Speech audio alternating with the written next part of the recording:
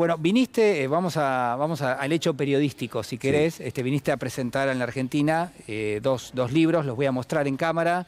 Ah, muchas gracias, muy amable. No, al contrario, gracias por traérmelos, porque me los iba a comprar, pero ya que me los trajiste, son para mí, ¿no? Sí, por supuesto. Ahí está. Bueno, acá está, ¿eh? Uno es La hora del rechazo, Jorge Alemán. Y ahora vamos al otro. Dos, no uno, sino dos, Jorge. Bueno, uno de poesía, ¿no? Sí. Breviario político de psicoanálisis. Este también. Bueno. Muchas gracias, Julián. No, por favor, gracias a vos. ¿Sos poeta desde hace mucho tiempo? Sí, desde los 18 años que publiqué mi primer libro. En el principio estuvo la poesía. Te iba a preguntar eso. ¿Sentís que la poesía tiene en este momento que hacer un aporte, que puede aportar la poesía? Siempre, porque como la poesía está en relación a lo que compartimos todos, que es la lengua, y todos tenemos que habitarla, incluso el que no habla. La poesía es una de las grandes llaves.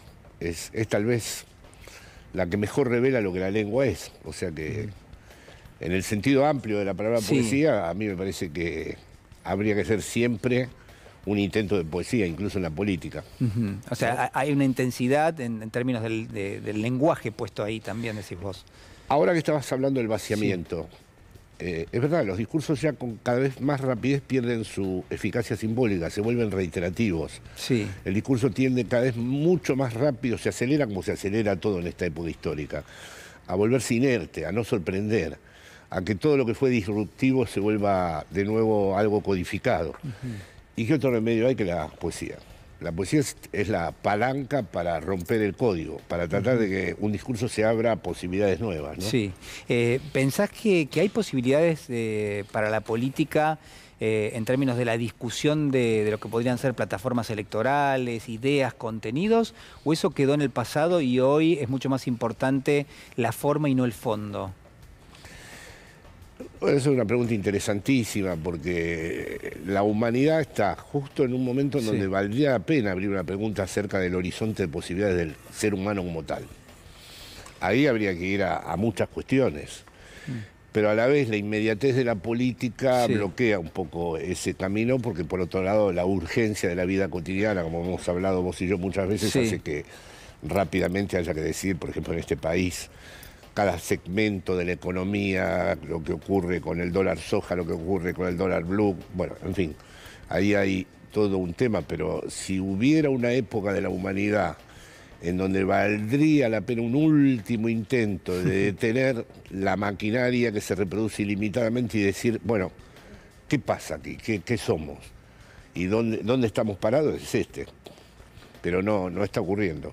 Yo podría decirte que casi que vamos en un sentido contrario, ¿no? Cada vez se acelera más, cada vez es más impactante la tormenta de distintos shocks en los cuales uno termina viviendo, ¿no? Resolver rápidamente las condiciones materiales de la vida, eso cada vez es más complicado, no hay tiempo ni para escuchar un determinado debate político, por otro lado tampoco hay tantos debates finalmente. No, el otro día reparé en algo de la vida cotidiana, ya nadie cuenta un chiste. Un chiste exigía la comparecencia de otros y un tiempo para relatarlo. Ya sea el TikTok, las redes o lo que está sucediendo, pero hace tiempo que vengo a Buenos Aires y ese ritual que había a veces en una sobremesa de contar un chiste no se produce. ¿Por qué, Jorge? ¿Qué pasa? ¿Qué te parece? Bueno, yo creo que ha entrado todo en una velocidad informático, digital, semiótica, como la quieras llamar, que hace que una persona esté mirando la pantalla o el TikTok o lo que sea, y el viejo narrador de cuentos que existió, vos sos joven, pero yo yo he escuchado de personas que tenían un talento especial para contar un cuento. Bueno, es una historia finalmente, ¿no? Es un relato, es una historia. No solo es una historia, sino que además, como los sueños, están hechas sin saber exactamente cuál es el autor. Es decir, es un producto de la lengua, ¿no? Pero he visto que, el otro día lo comenté con los amigos, digo, ya nadie cuenta un chiste, ¿no? Y bueno, eso tiene que ver con estos tiempos y el debate político, claro, rápidamente remite a la aceleración que se produce en la interna y todo lo que hay. Y sobre todo en este momento tan grave de este país, ¿no? Sí. ¿Me querés hablar un poquito de este breviario político de psicoanálisis? Sé que lo vuelvo a mostrar, la verdad que se ve muy interesante. Es una especie de diccionario y sí. tiene la ventaja de que el lector puede leer el primer texto, Sí. o el último, o el del medio, y básicamente trato de mostrar, primero, que en el sujeto, es decir, en cada uno de nosotros, no solo hay, sí lo hay, pero no solo Sí. hay relaciones de poder. Es decir, hay muchas filosofías que tienden a pensar a los sujetos como la reproducción individual de las relaciones de poder. Se llama comúnmente ideología eso. Pero el inconsciente es algo que se suma a eso, no es la mera reproducción de las relaciones de poder del sujeto. En el inconsciente está la vida de cada uno, con sus contingencias, sus singularidades. Entonces, lo que es apasionante aquí es vincular las dos cosas. Y mi breviario va de ese vínculo. Citás muchas veces, no sé si lo citás o trabajás obviamente con el pensamiento de Marx, de Lacan, ¿no? Sí. Me llamó la atención mucho una declaración que hiciste vos a propósito de una frase de Marx, que es que el capitalismo no acumula goce, sino que goza acumulando. ¿Cómo es claro, eso? Julián, porque si no, ¿por qué no se detienen? Uno podría decir, bueno, ya tienen dinero suficiente como para vivir ellos y sus descendientes. Sí. Entonces, es de Marx la frase, ¿no?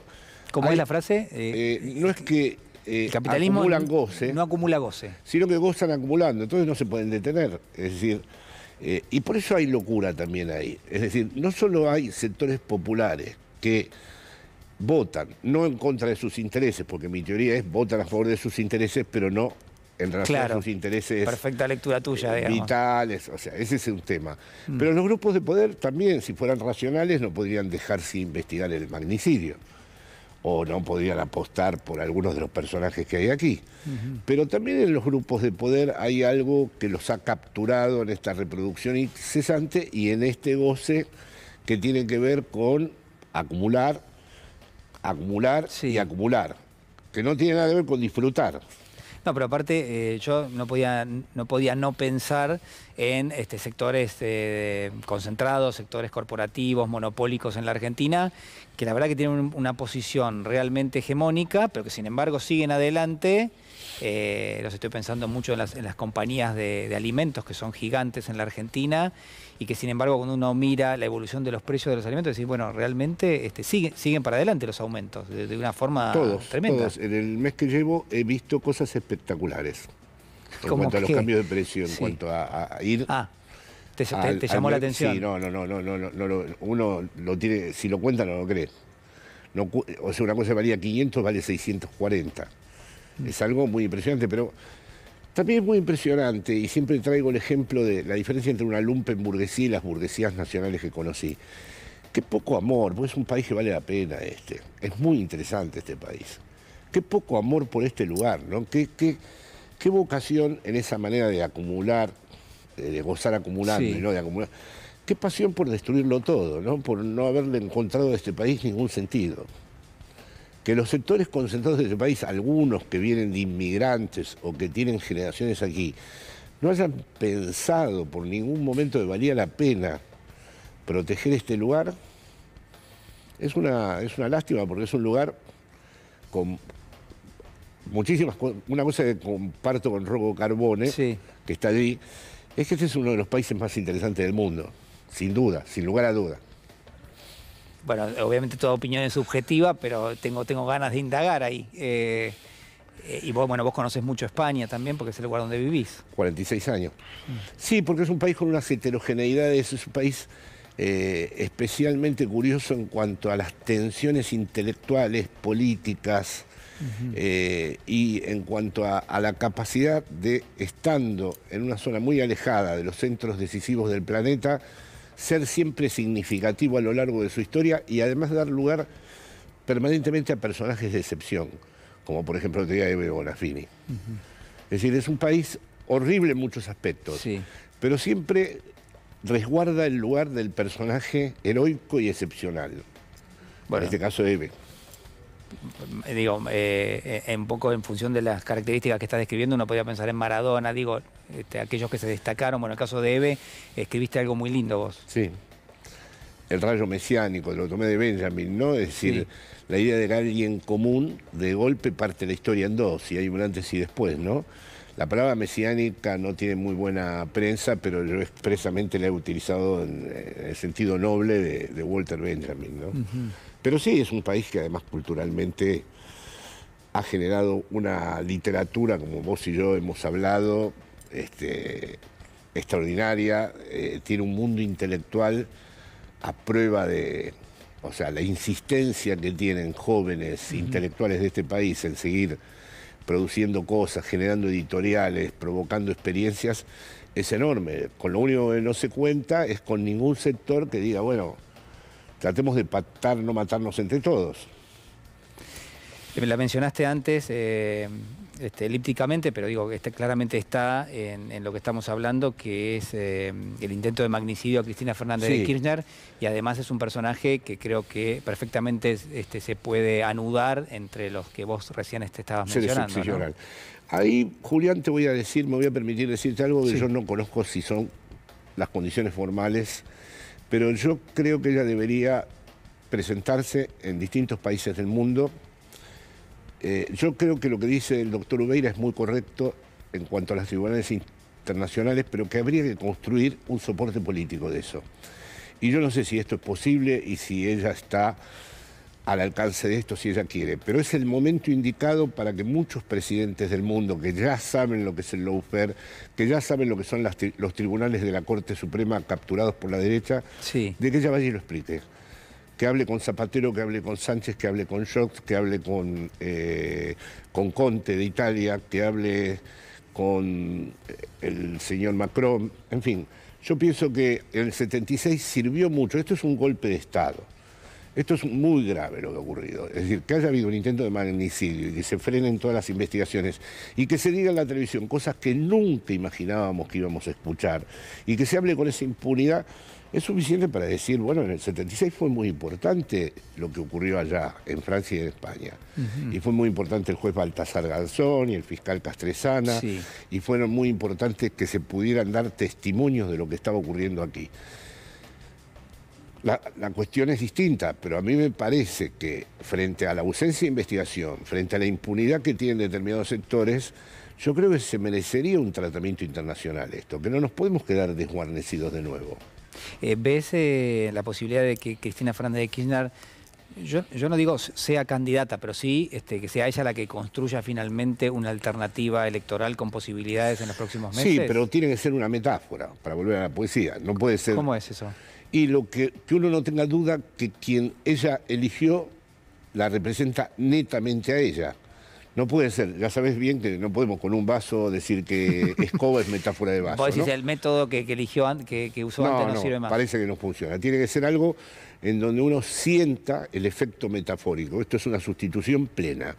Ahora, si no es así, vamos a entrar en una repetición problemática. O sea, tiene que ser algo... Lo mejor sería que sea ella misma. Ah, bueno, por eso digo, yo te estaba esperando porque claramente lo que estás planteando es casi, digo, es difícil de que ocurra, que haya alguien que en términos generales represente taxativamente quién es Cristina Fernández de Kirchner. Tiene que ser ella. No, pero siempre una sustitución evidentemente implica una pérdida. O sea que hay pérdidas y pérdidas, ¿no? Podría elegirse a alguien que uno dijera es evidente que es un efecto pleno del kirchnerismo, un efecto logrado del kirchnerismo y bueno, se corre el riesgo de que, bueno, no es ella. Ahora, si es algo que es el resultado meramente de un cálculo político superestructural, ya hemos visto que no es necesario repetir esto, ¿no? Y después, en todo caso, habría que ver si ella decide asumir, si la historia ella siente que puede ser asumida por ella, ¿no? Jorge, recién te escuchaba y la sensación que me dio cuando hablabas del lawfare es, esto puede volver a pasar, ¿no? Es decir, lo que vos planteás es salir al mundo, explicar lo que ha sucedido, porque ya sabemos cómo es y porque no está dicho, pero yo de alguna manera lo entendí, porque puede volver a pasar. Porque en ningún lugar está escrito que eso no puede volver a pasar. En ningún lugar. Todo hace años que hablo en todo lo que escribo de que eso, que había cosas irreversibles, es un mito de la modernidad, pero que se va desvaneciendo. Todo puede volver a pasar. No solo cosas tan graves como las que conocimos nosotros. En el mundo pueden volver a pasar cosas que la gente de la modernidad tardía se imaginaba que no iban a volver a ocurrir.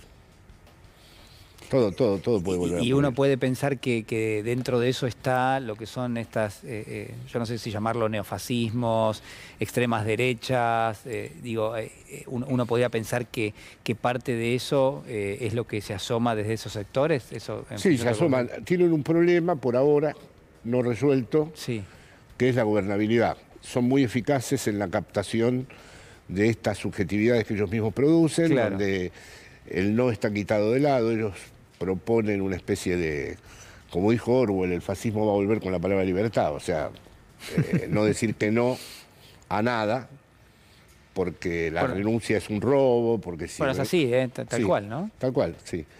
El problema es que la gobernabilidad en Trump, en Bolsonaro, dio para un mandato, en Macri, ¿no? Entonces, es esa cosa de alta intensidad que tienen ellos de quemar todo el tejido social, destruir el aparato productivo, endeudar el país y producir estos shocks, no da para mucho tiempo, salvo que ahora en la Argentina, por eso Argentina es muy importante de nuevo, ensayen una nueva fórmula donde intenten durar 2 mandatos, lo cual sería una tragedia. Estamos enfrentados, por eso yo por ahí dije una barbaridad, pero yo pienso que esto merece ser denunciado internacionalmente. No puede ocurrir que esto quede así y que se vaya desvaneciendo con los días, ¿no? Jorge, te quiero agradecer muchísimo. Muchísimo a vos. Te saludo. Muchísimo. Y la seguimos. La seguimos, gracias. Gracias, Jorge.